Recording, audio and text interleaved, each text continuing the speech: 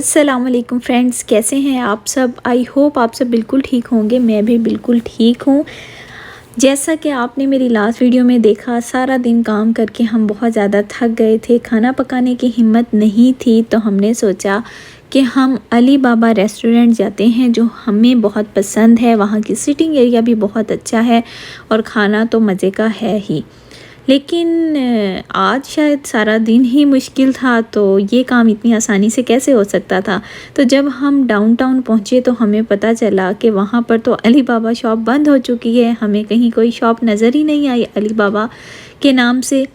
तो वहाँ कुछ और बन रहा था। तो बस जी, फिर हमने उन्हें फ़ोन किया। फ़ोन करके हमें पता चला कि उन्होंने थोड़ा सा डाउनटाउन से बाहर के एरिया में एक शॉप ली है, वहाँ पर वो चला रहे हैं।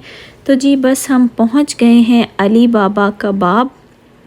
तो यहाँ पर अभी कल ही उन्होंने यहाँ ओपन की है। 1 महीना बंद रही थी, लेकिन सिटिंग एरिया यहाँ बिल्कुल नहीं है अभी फ़िलहाल। कुछ दिनों में यहाँ पर अपर लेवल पर सिटिंग एरिया की अरेंजमेंट वो लोग करेंगे। तो बस खाना लेकर हम घर जाएंगे, जहाँ पर बहुत ज़्यादा गुदम मचा हुआ है, हर तरफ सामान ही सामान है। लेकिन अब कुछ किया नहीं जा सकता, बस घर में जाकर ही हमने खाना खाना है। खाना खाने के फ़ौरन बाद हम दोबारा से काम पर लग गए, क्योंकि आज की रात है, हमने सारी चीज़ें मुकम्मल पैक करनी है। क्योंकि कल सुबह 9 या 10 बजे के आसपास ट्रक आ जाएगा, तो उससे पहले पहले हमें हर चीज़ को कंप्लीट करना होगा। क्योंकि कनाडा में रहने वालों को तो पता ही होगा इस बात का कि जो ट्रक आते हैं वो पर आवर चार्ज करते हैं। तो जितना सामान मैसी होगा, पैकिंग नहीं होगी, वो तो ख़ुद भी पैक कर लेते हैं। लेकिन जैसे जैसे टाइम बढ़ता जाता है, पैसे घंटे के हिसाब से बढ़ते जाते हैं। तो इसलिए जब भी हमने शिफ्टिंग की है, तो हमारी कोशिश यही होती थी कि हम मुकम्मल पैकिंग कर लें, बस वो आएँ और बॉक्सेस उठाएं, कम से कम उनका टाइम लगे। तो एस्टिमेटेड टाइम यही है कि 2 घंटे लोडिंग के लगेंगे और 2 घंटे ही अनलोडिंग के लगेंगे। और दरमियान में जितना सफ़र है किंगस्टन से टोरंटो का, तो वो होगा, तो उस हिसाब से सारे पैसे बनेंगे।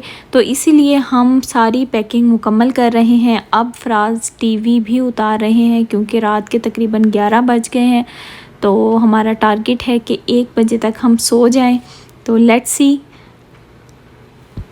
माशाल्लाह से फ़राज ऐसे कामों में काफ़ी एक्सपर्ट हैं, बहुत अच्छे से काम कर लेते हैं और काम करते हुए तंग भी नहीं होते। हल्की फुल्की डांट डपट तो हो जाती है काम करते हुए, लेकिन इतना ज़्यादा परेशान नहीं होते या तंग नहीं होते। कुछ ऐसे लोग होते हैं जिन्हें घर के काम करना पसंद नहीं होता या करना नहीं आता। वो मैं सोचती हूँ अगर ऐसे लोग कनाडा आ जाएं तो वो क्या करेंगे। अब जैसे कि आप मेरी वीडियोस में देख रहे हैं कि कितनी ज़्यादा मेहनत हो रही है, कितनी चीज़ों को पैक करना होता है।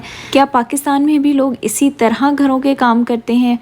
मेरा ख़्याल है नहीं करते, क्योंकि वहाँ पर लेबर काफ़ी सस्ती है। तो लोग थोड़े से पैसे देते हैं और लोगों से काम करवा लेते हैं। लेकिन यहाँ पर ऐसा कुछ नहीं होता, इतने की चीज़ नहीं होती जितनी उस काम के लिए लेबर महंगी होती है। तो इसलिए यहाँ पर सब लोग खुद ही अपना काम करते हैं। चलें जी, बातों बातों में हमारा टीवी हाफ वे तक पहुँच चुका है, आधा पैक हो गया है और आधी पैकिंग रहती है। चलें, अगर किसी को नहीं आता टीवी पैक करना, तो वो मेरी ये वीडियो देखकर ज़रूर जान जाएगा कि टीवी को कैसे पैक किया जाता है। ये बेचारा डब्बा तकरीबन कोई 3 से 4 दफ़ा पैक हो चुका है। टेप्स लग लग के हालत ख़राब हो चुकी है, आप देख ही रहे हैं। अब पता नहीं और कितनी बार इस बेचारे टीवी ने पैक होना है, कितने और चक्कर हमारे रहते हैं। बस अब आप दुआ करें कि हमारा अपना घर जल्दी से हमें मिल जाए और हम अपने घर में चले जाएं और फिर वहाँ से कहीं भी मूव ना करें। बहुत ज़्यादा थक चुके हैं। इस दफ़ा बहुत ज़्यादा सामान था, या आई डोंट नो, पैकिंग करते करते, शिफ्टिंग करते करते पिछले कई सालों से थक चुके थे। इस दफ़ा बहुत ज़्यादा हम तंग हुए, बहुत मुश्किल हो रही है। ऐसा लगता है जैसे सामान ख़त्म होने का नाम ही नहीं ले रहा। रोज़ पैकिंग। और अब कल जाते ही न्यू घर में अनपैकिंग स्टार्ट हो जाएगी। पहले किचन की बर्तन निकालेंगे, फिर आहिस्ता आहिस्ता बाकी चीज़ें ज़रूरत की निकलेंगी। बस हो गई है हमारी। जी, तो नेक्स्ट डे आ गया है। पैकिंग हमारी ऑलमोस्ट डन हो चुकी थी रात को ही। आप देख सकते हैं हर चीज़ को हमने पैक कर लिया है और अभी आ गए हैं, मूवर्स भी आ गए हैं।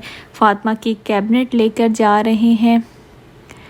इनको तकरीबन 2 घंटे लगेंगे और मैं साथ साथ क्लीनिंग कर रही हूँ। जैसा कि मैंने आपको अपनी लास्ट वीडियोस में बताया था कि हम साथ साथ क्लीनिंग भी कर रहे हैं, क्योंकि अपार्टमेंट मैनेजर ने आके चेक करना है। अगर उन्हें लगा कि क्लीनिंग अच्छे से नहीं हुई तो पर आवर वो हमसे चार्ज करेंगे। पता नहीं वो कितना चार्ज करेंगे, इसलिए हमारी कोशिश है कि हम मैक्सिमम क्लीनिंग करके जाएँ, हमें पैसे एक्स्ट्रा ना देने पड़े। तो जैसे जैसे सामान उठा रहे हैं वैसे वैसे मैं वैक्यूम करती जा रही हूँ, झाड़ू लगाती जा रही हूँ। अपनी तरफ से भरपूर कोशिश है कि हमें एक्स्ट्रा पैसे ना देने पड़े। अब देखते हैं क्या होता है। स्टोव वगैरह भी हमने अच्छे से क्लीन कर लिया है। अब हमने कीज़ दे दी हैं और आगे चल के आपको बताती हूँ कि क्या बना हमारे साथ। जो एक्स्ट्रा सामान था वो हम अपनी गाड़ी में रख रहे हैं। ट्रक हमारा जा चुका है।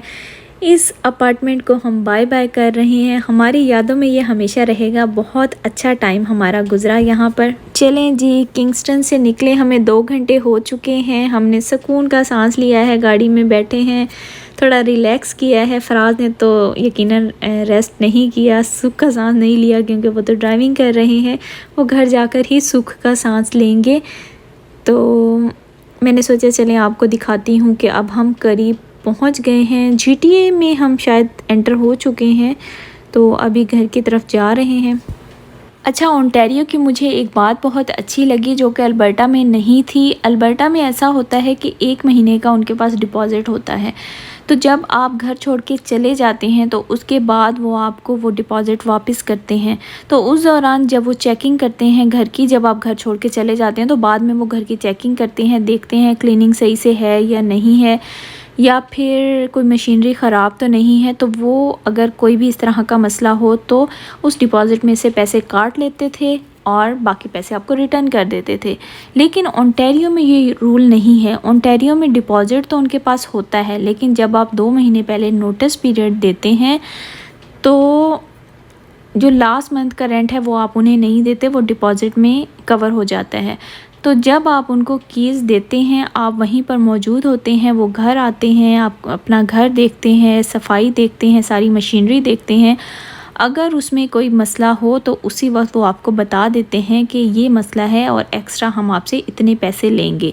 अगर वो उस वक्त कहें कि कोई मसला नहीं है, ठीक है आप जा सकते हैं, तो उसके बाद वो कभी भी 10 दिन के बाद या हफ़्ते बाद आपको फ़ोन करके नहीं कह सकते जी ये फ़लाँ मशीन ख़राब है या आपने क्लीनिंग सही से नहीं की। ऐसा रूल नहीं है कि वो आपको बाद में, आपके जाने के बाद आपको इन्फॉर्म करें। जो भी बात है उसी वक्त होगी। जब आपने कीज़ दे दी, घर छोड़ के चले गए, तो आप कोई ज़िम्मेदार नहीं है और ना ही वो आपको कह सकते हैं कि जी ये चीज़ ख़राब है या क्लीनिंग नहीं है तो आप हमें एक्स्ट्रा पैसे दें। तो ये रूल मुझे बहुत अच्छा लगा। बस कीज़ दी हमने, उन्होंने आके चेक किया, सब कुछ ठीक है, चलो जी जाओ। बाद में कोई ना लेना ना देना, किसी किस्म का कोई मामला नहीं होता। तो हम भी जब कीज़ दे रहे थे वो आए, उन्होंने हल्का सा सरसरी सा चेक किया, इतना डिटेल में चेक नहीं किया। हम ही उन्हें बता रहे थे कि ये देखें ये भी क्लीन हो गया है, ये चीज़ भी क्लीन हो गया, क्योंकि क्लीनिंग बहुत दिल से की थी। तो खैर हमें एक्स्ट्रा पैसे उन्होंने चार्ज नहीं किए और हमने उन्हें कीज़ दी, बाय बाय किया और निकल पड़े अपने नए घर की तरफ। तो आने वाली वीडियोज़ में आपके साथ वहाँ की बातें शेयर करेंगे। तो नेक्स्ट वीडियो तक के लिए मुझे दीजिए इजाज़त। अल्लाह हाफ़िज़।